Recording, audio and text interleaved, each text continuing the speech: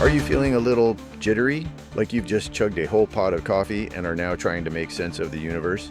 Well, grab a mug, but maybe not a fresh one just yet.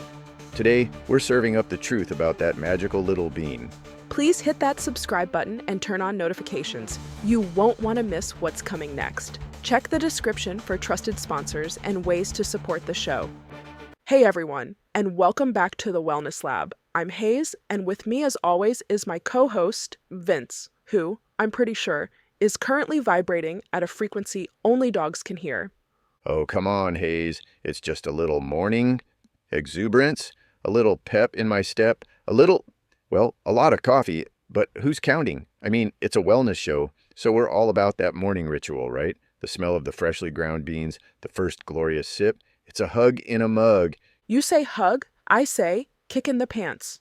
And while it's a powerful kick, it's also wrapped in a whole lot of misinformation. I was just reading this great article from the Huel Nutrition team, and it's a real eye-opener. I think it's time we bust some myths, don't you? Oh, I'm all for it. Myth busting is my favorite kind of science. It's like being a detective, but the suspect is usually just something everyone believes that isn't true. So, where do we even start with this magical stimulating substance? Well, let's start at the beginning. What is caffeine? It's a stimulant, right? We all know that. It's found naturally in things like cocoa and coffee, but it's also added to things like energy drinks and some mints. Most of us get it from a good old cup of coffee or a tea or maybe a soda. But you know, it's not just about a morning pick-me-up. The article pointed out that it has medical uses, like for treating apnea in premature infants or helping with migraines. It's a pretty powerful compound when you look at it that way. Right? It's not just for a late night study session or getting through a long Monday. It has a real tangible effect on the body and can be used therapeutically. But the big question for a lot of people is, how much is too much? I mean, my mug this morning was a generous, shall we say, portion. Yeah, that's where the FDA comes in. They've given us a pretty clear guideline. For a healthy adult, they recommend keeping it to less than 400 milligrams a day, as this amount is not generally associated with negative side effects. The key, though, is that the sensitivity to caffeine is wildly different from person to person. I mean, my sister can have an espresso after dinner and sleep like a baby, while a single cup of green tea after 3 p.m. has me staring at the ceiling for hours. It's all about listening to your own body. Absolutely, and there are groups of people who really need to be careful. Young kids, for sure, should steer clear. And if you're on certain medications or have specific health conditions like cardiac arrhythmias, you need to talk to your doctor. The dose that's fine for me could be a problem for you, and that's just a fact of our individual biology. It's a really important point. I think sometimes we just assume what works for our friend or a celebrity on social media is going to work for us, and that's not always the case, especially with something as potent as caffeine. So let's talk numbers, because I think a lot of people don't realize just how much caffeine is in their favorite beverage. You're right, the numbers are fascinating. A drip coffee, for instance, can be all over the map. The article says it can range from 113 to 247 milligrams per 12-ounce serving. That's a huge difference. It depends on the beans, the grind, the brew method. It's not as simple as a cup of coffee is a cup of coffee.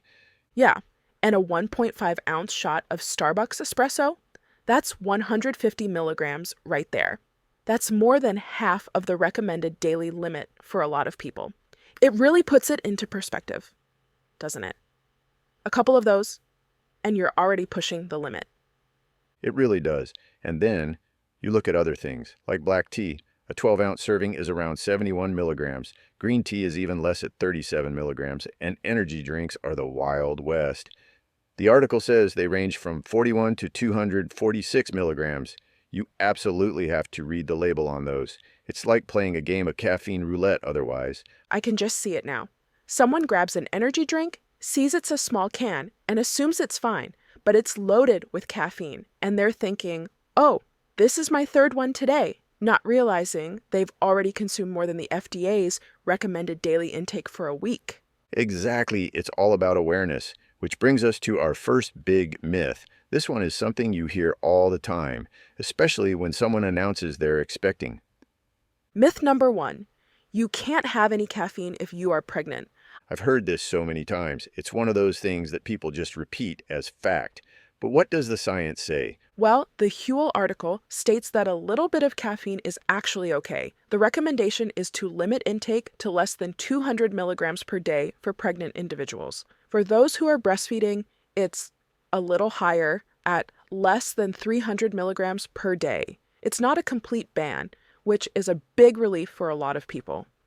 The important thing, as we just discussed, is to be mindful that caffeine isn't just in coffee. It's in chocolate, teas, and sodas, and you need to factor all of that into your daily total. Right? You can't just count your morning coffee and think you're good. You have that afternoon soda, that little chocolate bar after dinner. It all adds up. It's a great example of how a simple myth can create unnecessary stress for people. It really is. And the same goes for our next myth. This one catches so many people off guard.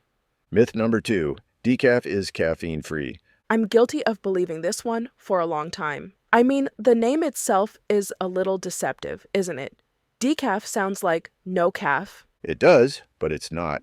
Decaffeinated coffees and teas still have a bit of caffeine present. While the amounts of caffeine are negligible, the products are not considered caffeine-free.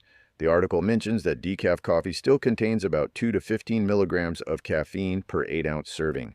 So if you're super sensitive, or if you're someone who is supposed to be avoiding caffeine for medical reasons, even decaf isn't a completely safe bet. It's just another example of how we need to be our own advocates for our health. We can't just rely on a name on a label. We have to read the fine print, or in this case, the fine print that tells us what's really inside. That's what the Wellness Lab is all about, Hayes. Demystifying these everyday things. And speaking of which, let's tackle one that a lot of people probably use to justify their coffee habits. Myth number 3. If you have a high tolerance, you can have as much caffeine as you want. Oh, I feel personally attacked by this one. I mean, I've been drinking coffee since I was in college. I can drink it all day long and not feel a thing, or so I tell myself. Well, even for those with a high tolerance, the article strongly advises keeping intake to less than 400 milligrams a day. And this is so important because there are some really potential adverse effects from consuming too much caffeine, and they range from mild to severe. Yeah, the article lists some of the milder side effects, like irritability, increased anxiety, the dreaded jitters, and of course, insomnia. And I've definitely felt all of those at some point. That wired but tired feeling is no fun.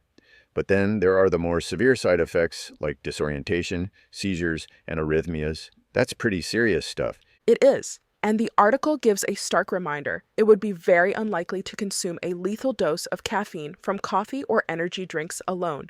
But it is possible with caffeine pills or powders. So you have to be extra cautious with those. It's not a joke. It's a powerful drug. And it's something we need to treat with a certain level of respect, even if it is a beloved part of our morning ritual. That's a great point, Hayes. We talk so much about treating our bodies with respect, and that includes what we put into them. We want to be able to live our lives to the fullest, and that means giving our bodies the support they need. Sometimes that's a healthy diet, sometimes it's exercise, and sometimes it's about making sure our cellular foundation is strong. Our bodies are magnificent, aren't they? They're composed of trillions of cells, each one a tiny building block of life. These cells take in nutrients, convert them into energy, and carry out all the specialized functions that keep us going. And at the heart of our body's ability to renew and repair itself are something called stem cells. They're often called the body's master cells because they have this incredible ability to duplicate endlessly and to become any cell the body needs, whether it's for an organ, tissue, or to repair something that's been damaged. Stem cells are released from the bone marrow and travel through our bloodstream, promoting this natural process of renewal and repair. There's a direct link between how many circulating stem cells you have and how well your body can maintain optimal health. But here's the problem. As we get older, this natural process can slow down, and our circulating stem cell count can decrease. But what if you could support your body's natural ability to renew and repair itself from the inside out? That's where Stem Active comes in. Stem Active is a premium stem cell supplement designed to support your body's natural processes. It contains powerful ingredients that have been studied and proven to increase the number of stem cells circulating in your body. For example, a specific variety of aloe, Madagascan aloe macroclada, has been clinically proven to produce, on average, an increase of 40% in the number of circulating stem cells. It also includes Tibetan sea buckthorn extract, which has been scientifically researched and documented to trigger the mobilization of bone marrow stem cells. When you support your body's foundation, you support your overall health and vitality. Scan the QR code on your screen right now or click the link in the description to learn more and get started. We just busted the myth that a high tolerance means you can drink as much as you want. It's a good reminder that even the things we feel like we know inside and out, well, there's always more to learn. There really is. And our next myth is one of the most persistent and I think one of the most dangerous. Myth number 4, caffeine dehydrates you. I swear every time I get a coffee, my friends tell me to drink a glass of water for every cup. It's just ingrained in our culture. It is. And the article gives us a little more clarity on this. It says that research actually shows us that caffeine might not cause dehydration. It cites a meta-analysis that found that an intake of around 300 milligrams of caffeine in healthy adults only had a mild diuretic effect, and that effect was ultimately negated by exercise.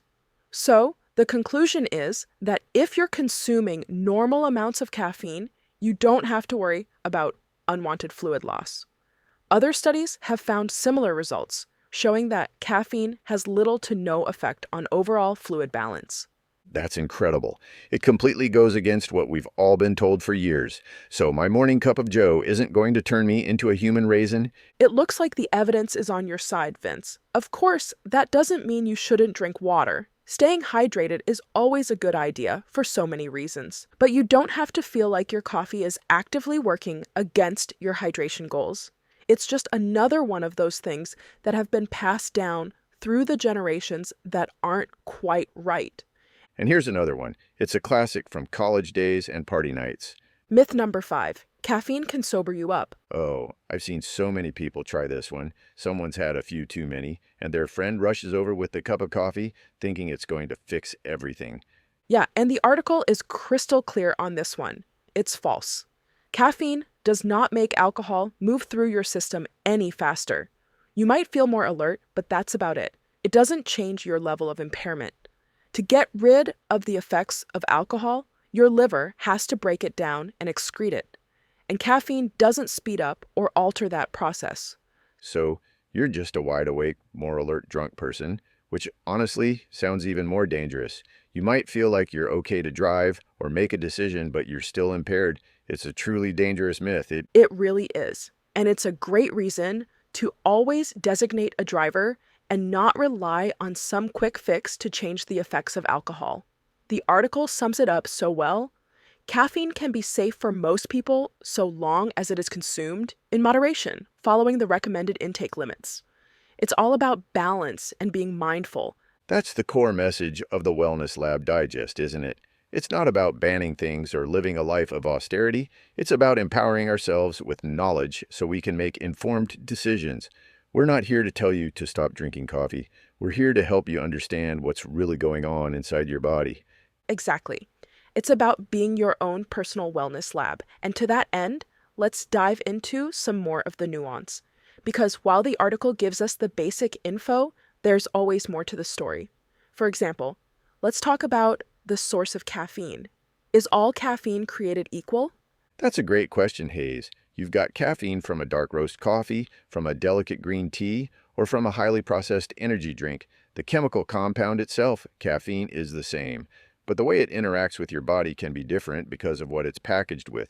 For instance, tea has L-theanine, which is an amino acid that can promote relaxation without drowsiness. So you get the alertness from the caffeine, but the L-theanine can help to smooth out that jittery feeling, creating a more calm, focused state.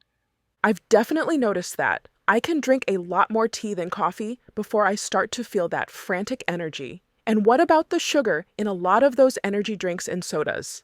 That's a whole other factor that complicates things. Oh, absolutely.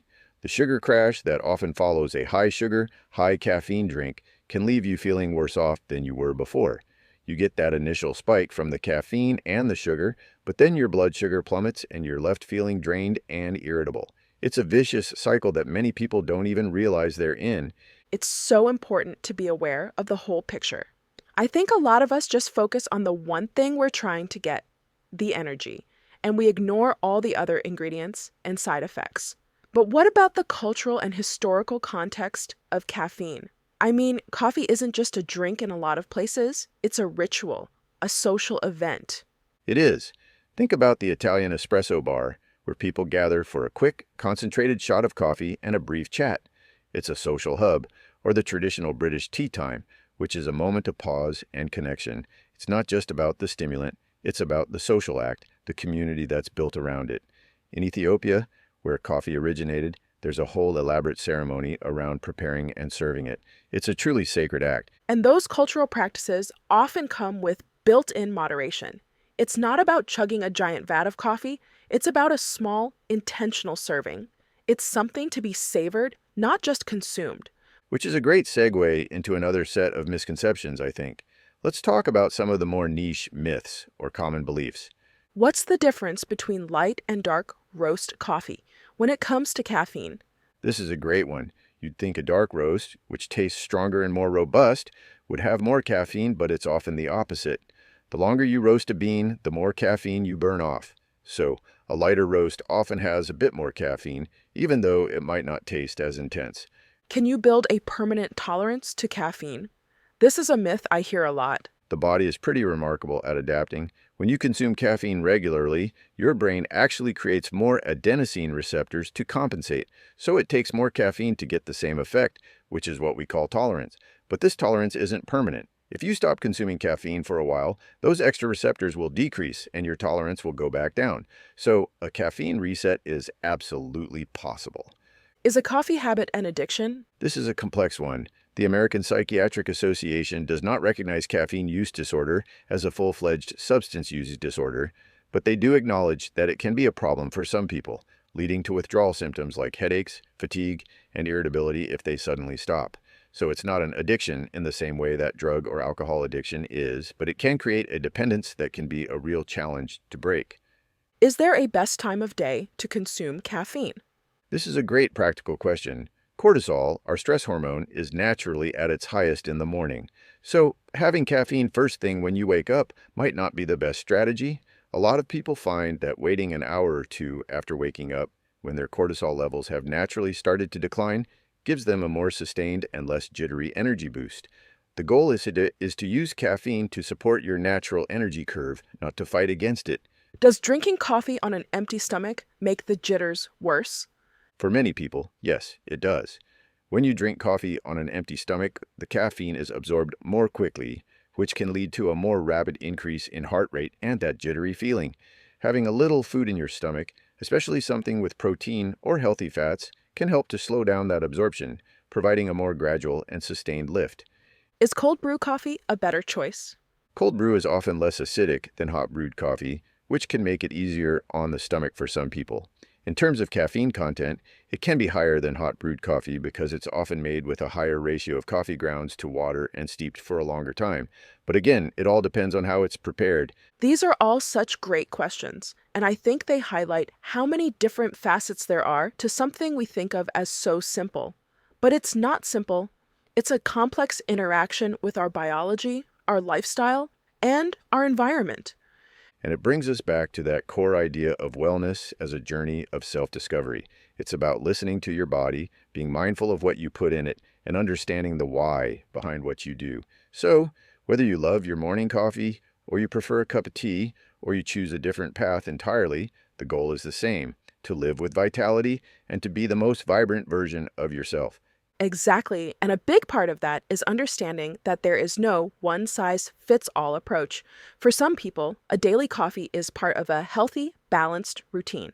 For others, it causes anxiety and sleep issues. The key is to know yourself, to pay attention to how you feel, not just after the first sip, but throughout the day. Are you more productive? Are you more focused? Or are you just more anxious and jittery? That kind of self-awareness is the first step on any wellness journey, and it's so much more powerful than just blindly following a trend or a myth. It's about building a sustainable, healthy relationship with your body. And it's a relationship that can change over time. What works for you in your 20s might not work for you in your 40s or 60s. Your body is always evolving, and so should your habits. Maybe you find that your old coffee habit starts to affect your sleep, and that's a signal to try something new, like a green tea in the afternoon or a decaf latte. It's not a failure. It's just a course correction. That's a beautiful way to put it. It's a constant dialogue between you and your body, and a dialogue is built on honesty and trust. You have to be honest with yourself about how you feel, and you have to trust your body's signals. And this extends beyond just caffeine. This is a principle we can apply to everything we do. Our eating habits, our exercise routines, our sleep hygiene, our relationships, it all comes back to the same core idea. Know yourself, listen to your body, and make choices that support your well-being.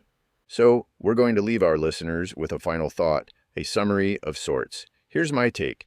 Caffeine is a powerful tool. It has a lot of benefits when used mindfully. It can boost energy and focus, and it can even have some therapeutic uses. But it's not a magic bullet. You have to be aware of the recommended limits, understand that everyone's tolerance is different, and be honest about how it affects you. Don't rely on myths, do your own research, listen to your body, and don't be afraid to change your habits if they're no longer serving you. That's a perfect summary, Vince. And remember, it's not about being perfect. It's about being intentional. It's about choosing to do things that make you feel good, inside and out. And that's a journey that's always worth taking. Thanks for tuning in to the Wellness Lab Digest. If this episode inspired you, here are 3 quick ways to support the show. 1. Subscribe so you never miss fresh, body-loving wellness insights. 2. Share this episode with someone who needs it today. 3. Comment below and tell us what topics you'd love to hear next. Want to do even more? Check the description for ways to support the show. Stay curious, stay well, and we'll see you in the next episode.